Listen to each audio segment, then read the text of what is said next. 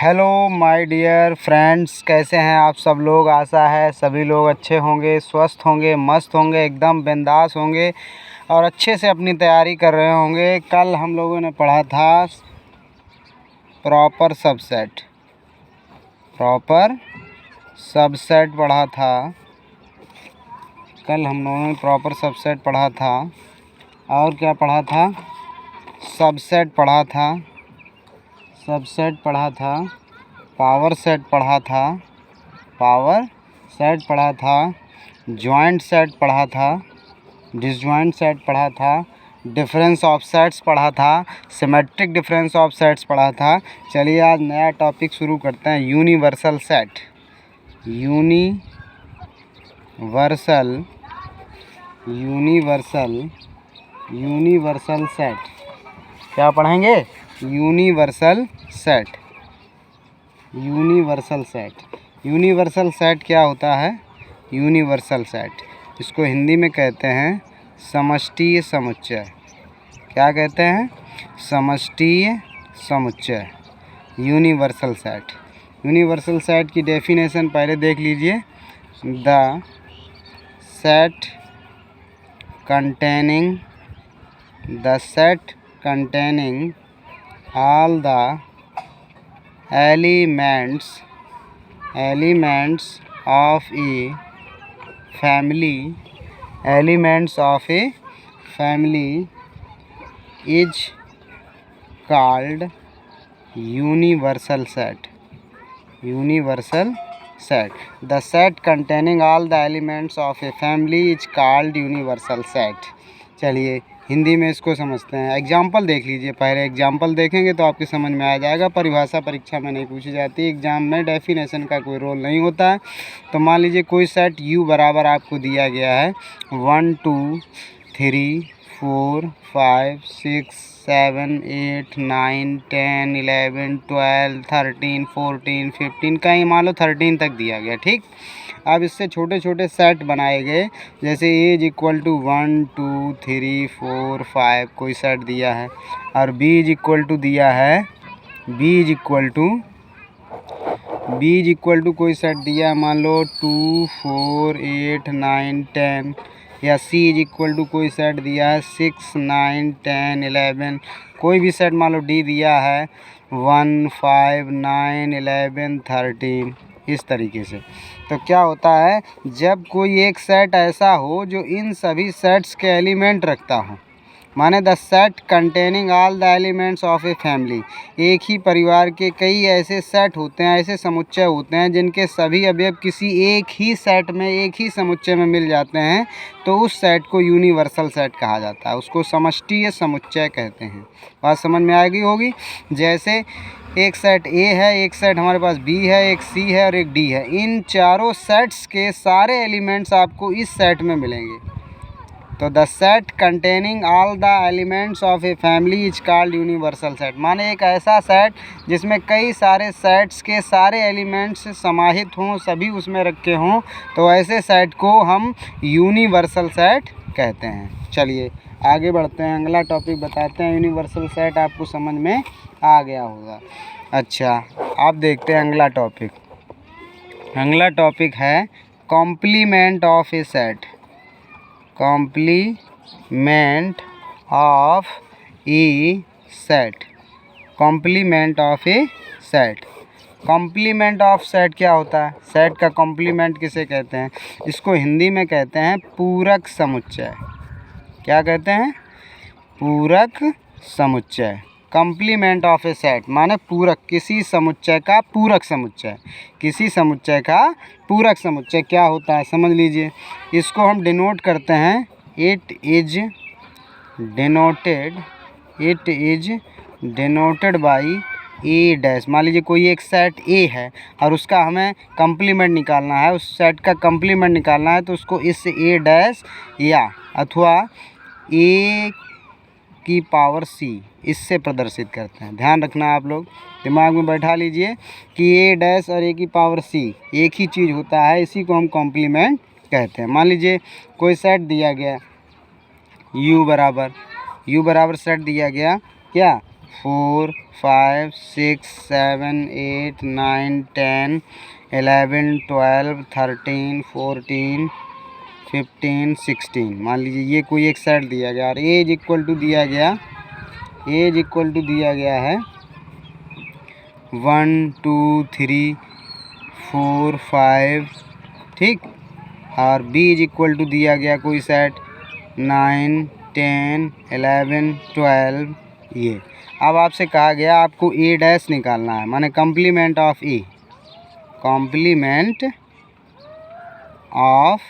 ए, या कहा गया कॉम्प्लीमेंट ऑफ सी। तो ए का कॉम्प्लीमेंट ए डैश लिख दें या फिर ये सी लिख दें। इसका कॉम्प्लीमेंट सी का जैसे निकालना है तो सी डैश लिख दो या फिर सी की पावर सी ऐसे लिख दीजिए। तो ये कॉम्प्लीमेंट कैसे निकलता है, तो इसको हम लिखते हैं u माइनस ए और सी का निकालना है तो u माइनस सी। और कोई अभी जैसे कोई सेट दिया है b तो u माइनस बी, जो भी पूछा जाए उसको मतलब यूनिवर्सल सेट में से उस सेट को घटाना है, उस सेट का डिफरेंस निकालना है जिस सेट का आपको कॉम्प्लीमेंट निकालना है। ए का निकालना है तो u माइनस ए, कोई सेट बी दिया गया है तो u माइनस बी, सी सेट दिया गया है u माइनस सी, डी सेट दिया गया है तो u माइनस डी। जिस सेट का आपको कॉम्प्लीमेंट निकालना है उस सेट का यूनिवर्सल सेट से डिफरेंस निकालना। जैसे ए डैश निकालना है, ए का कॉम्प्लीमेंट निकालना है, ए का पूरक समुच्चय निकालना है तो u माइनस ए, u और ए का डिफरेंस।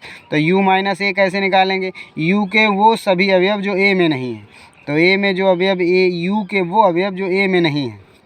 u माइनस ए कल हमने आपको डिफरेंस बताया था, तो डिफरेंस का मतलब क्या होता है, किन्हीं दो जब सेट का डिफरेंस निकालते हैं तो पहले सेट जैसे इस सेट से इसको घटाना, u में से a को घटाना है, u से a का डिफरेंस निकालना है तो u के वो एलिमेंट्स जो a में नहीं है। तो कौन कौन नहीं है देखिए, 4 4 5 5, बाकी और नहीं है। तो जो बचे हैं, जो एलिमेंट्स बच जाते हैं वही लिखने हैं, 6 7 8 9 10 11 12 13 14 15 16।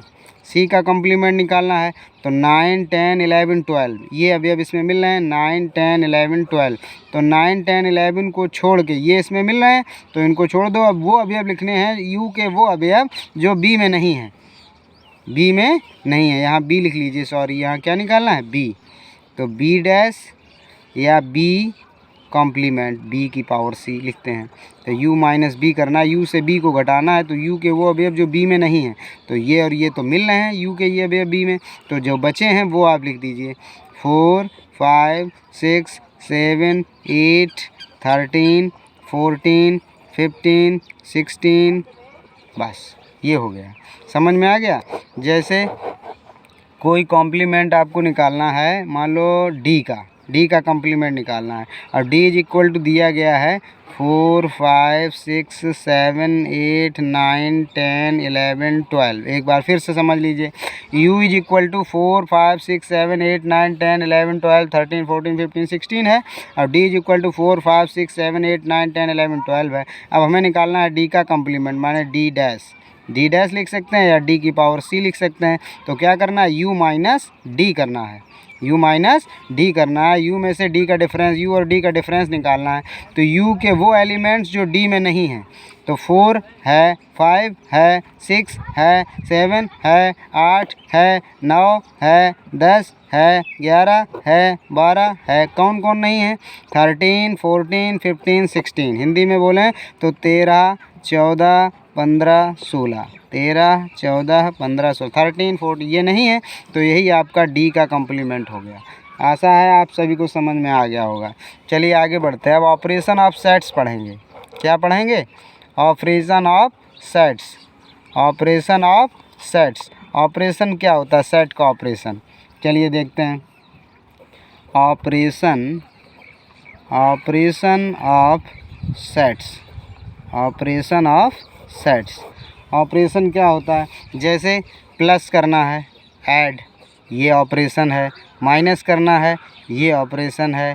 इनटू करना है, मल्टीप्लाई करना, ये ऑपरेशन है। डिवाइड करना है, ये ऑपरेशन। ऐसे सेट्स में भी ऑपरेशन चलते हैं। तो पहला ऑपरेशन होता है यूनियन। क्या होता है, यूनियन। वैसे कल हमने यूनियन में हल्के से आपके यूनियन के बारे में बताया था, लेकिन आप फिर से समझ लीजिए यूनियन क्या होता है। यूनियन क्या होता है, जैसे let a is equal to 2 3 4, a is equal to 2 3 4 and b is equal to 5 6 7। और आपसे कहा गया कि ए यूनियन बी निकालिए।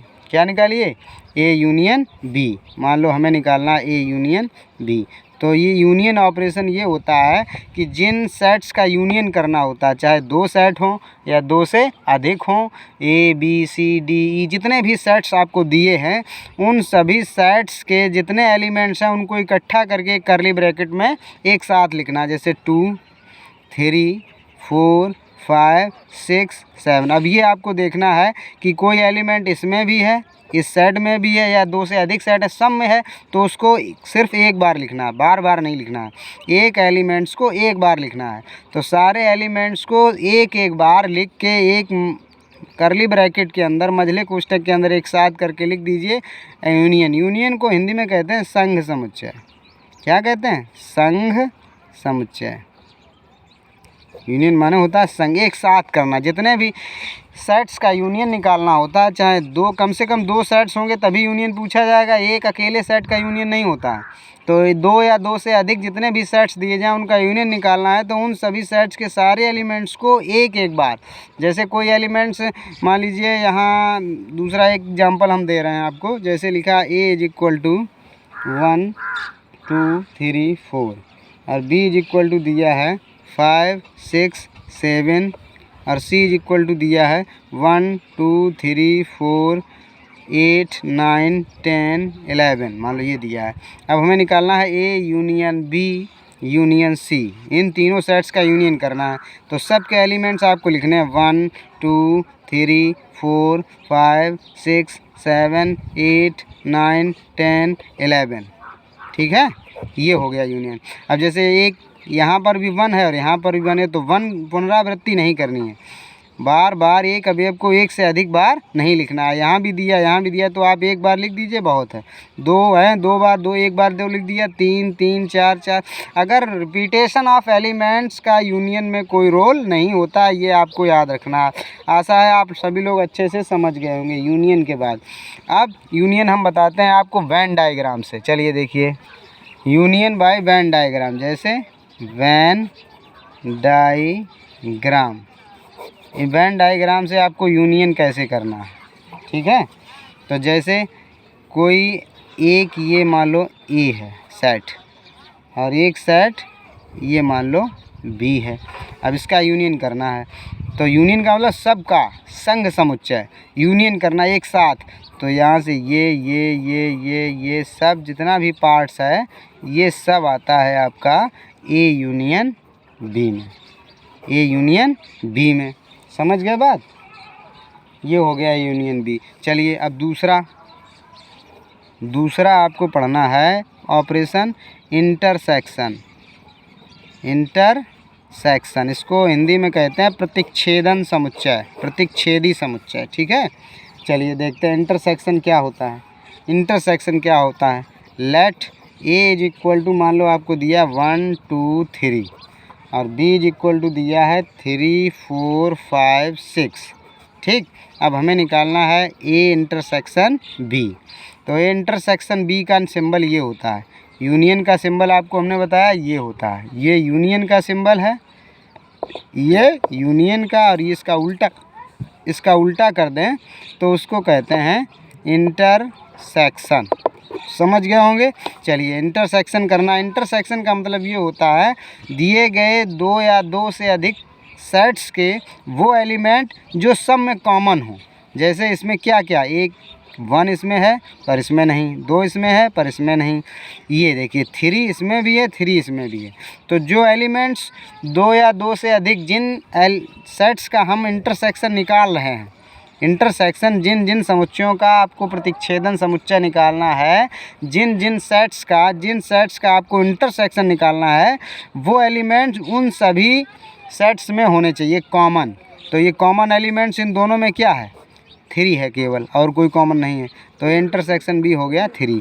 वेन डायग्राम से कैसे बनाते हैं, जैसे ये हो गया ए और ये हो गया बी, तो देखिए ये इतना पार्ट ऐसा है जो केवल ए है, यहाँ से यहाँ तक, ये आपको दिखाई दे रहा है यहाँ तक, और ये वाला हिस्सा है तो ए, ये भी ए है, लेकिन ये ए बी में है और ये बी का हिस्सा ए में है। तो वो चीज़ जो दोनों में हो, जो चीज़ दोनों में कॉमन हो, तो ये हिस्सा एक ऐसा हिस्सा है जो ए में भी है और बी में भी है, दोनों में कॉमन जो पोर्शन होता है उसको हम कहते हैं ए इंटरसेक्शन बी। क्या कहते हैं? A intersection b. चलिए अगला ऑपरेशन देखते हैं। इंटरसेक्शन के बाद दूसरा ऑपरेशन वेन डायग्राम से कैसे देखना है, चलिए देखते हैं। तीसरा ऑपरेशन, तीसरा मतलब ये हो गया कि difference of sets, difference of sets माने समुच्चयों का जो अंतर हमने बताया था a माइनस बी, यही तो डिफरेंस होता है। मान लो दो सेट हैं, एक a है और एक b है, तो उनका डिफरेंस क्या हो गया? a minus b. इसको वेन डायग्राम से कैसे दिखाएंगे? वेन डायग्राम से। तो मान लो ये a है और ये b है, ये हो गया a सेट और ये हो गया b सेट। अब हमने बताया था a माइनस बी वो होता है a के वो अवयव जो b में ना हो, तो a का वो हिस्सा जो b में ना हो, a का ये हिस्सा तो b में घुसा हुआ है।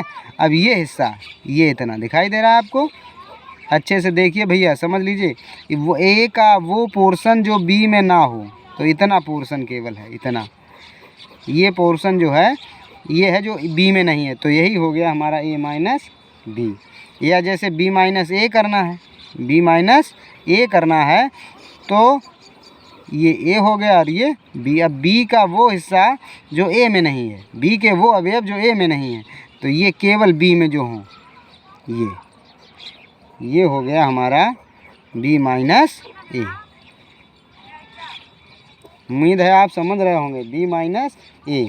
अब देखिए सिमेट्रिक डिफरेंस, क्या बताया था हमने आपको? अगला topic symmetric difference. Symmetric difference, symmetric difference को हम बाई वेन डायग्राम कैसे दिखाएंगे? तो देखिए सिमेट्रिक डिफरेंस में हमने आपको बताया था a delta b is equal to a minus B union b minus A, a minus B union b minus A, ये होता है सिमेट्रिक डिफरेंस। अब कैसे दिखाएंगे? ये देखिए, ये हो गया a और ये हो गया b। चलिए ये हो गया a minus b, a minus b का मतलब a माइनस बी का मतलब a के वो अवयव जो b में नहीं है, a का वो पोर्शन जो b में नहीं है, तो इतना पोर्शन हो गया। देखिए ये सिर्फ a में है, b में नहीं है, ठीक है, ये इतना, समझ गए? ये और यूनियन b माइनस ए, b का वो पोर्शन जो a में नहीं है, तो ये इतना पोर्शन आपको दिखाई दे रहा है, ये। तो ये हो गया आपका a डेल्टा b माने a सिमेट्रिक डिफरेंस b। ए और बी के सिमेट्रिक डिफरेंस को वेन डायग्राम से इस तरीके से दिखाएंगे। ये इतना छूट जाएगा क्योंकि ये पोर्शन ऐसा है जो ए का हिस्सा बी में है, बी का हिस्सा ए में है, तो इसको नहीं, जो ए में हो पर बी में ना हो और जो बी में हो पर ए में ना हो, तो ये इतना ये पोर्शन और इतना ये हो गया ए डेल्टा बी। समझ गए बात? चलिए आगे बढ़ते हैं। अब कुछ रूल्स होते हैं, एक डिमॉर्गन्स लॉ होता है। क्या होता है? De Morgan's law. चलिए देखिए De Morgan's law, De Morgan's law, De Morgan's law में क्या होता है? डिमॉर्गन्स लॉ में क्या होता है ये देख लीजिए। डिमॉर्गन्स लॉ ये कहता है, इसके दो रूल्स ये होते हैं, ए यूनियन बी का होल डैश या ए इंटरसेक्शन बी का होल डैश। तो इसमें बहुत सरल हैं, बहुत सिंपल हैं, देखिए समझ लीजिए थोड़ा। अगर यूनियन है तो आपको इंटरसेक्शन लगाना है और इंटरसेक्शन है तो यूनियन लगाना है और ए को अलग अलग लिखना है। ये ए डैश और ये बी डैश, यहाँ ए डैश और ये बी डैश। ये यूनियन बी का होल डैश पूछा जाए तो A dash intersection B dash, और ए इंटरसेक्शन बी डैश पूछा जाए तो A dash union B dash. Intersection में यूनियन और यूनियन में इंटरसेक्शन। अब कुछ रूल्स होते हैं, एक थोड़ा स्टार बना के लिख लीजिए, नोट बना के। Remark, if a and b are disjoint sets, disjoint sets हमने आपको बताया था, डिसजॉइंट सेट्स वो सेट्स होते हैं जिन दोनों सेट्स में कोई एलिमेंट कॉमन ना हो, वो डिसजॉइंट सेट्स होते हैं। तो उनके लिए सूत्र होता है कि number of elements in A union b is equal to number of elements a plus number of elements b. ये फार्मूला होता है, ठीक है। चलिए आगे बढ़ते हैं, कुछ प्रॉपर्टीज़ होती हैं वो लिख लीजिए, इतना आप लिख लीजिए, इसके बाद आगे बताते हैं। चलिए लिख लिया होगा आपने भैया, लिख लिया होगा। चलिए प्रॉपर्टीज़ ऐसे लिख लीजिए, some important results. First number, first formula होता है, ये फार्मूले होते हैं a union b, number of elements in A union b is equal to n A plus n B minus n A intersection b. बहुत सरल हैं, थोड़ा 1 2 बार 3 बार आप रिवीजन करेंगे तो आपके दिमाग में बैठ जाएंगे। ये होता है n A union B union C बराबर n A plus n B plus n C minus n A minus n B minus n sorry गड़बड़ हो गया, ये लिखना है। चलिए यहाँ से लिख देते हैं, जगह कम है इधर, फिर आपको दिखेगा नहीं ना। तो चलिए लिखिए n A number of elements in B, number of elements in B, number of elements in C minus n A intersection B minus n B intersection C minus n A intersection C और plus n ए intersection B intersection C. फिर से एक बार समझ लीजिए, number of elements in A union B union C माने n A union B union C is equal to n A plus n B plus n C minus n A intersection B minus n B intersection C minus n A intersection c plus n A intersection B intersection c. चलिए अगला लिख लीजिए, property number 3 लिखो, n A dash is equal to, तो ये होता है n you minus n a. अगली देखिए फोर्थ नंबर इतना लिख लीजिए, फिर आगे बढ़ते हैं। लिख लिया होगा, स्क्रीनशॉट ले लीजिए। चलिए आगे बढ़ते हैं।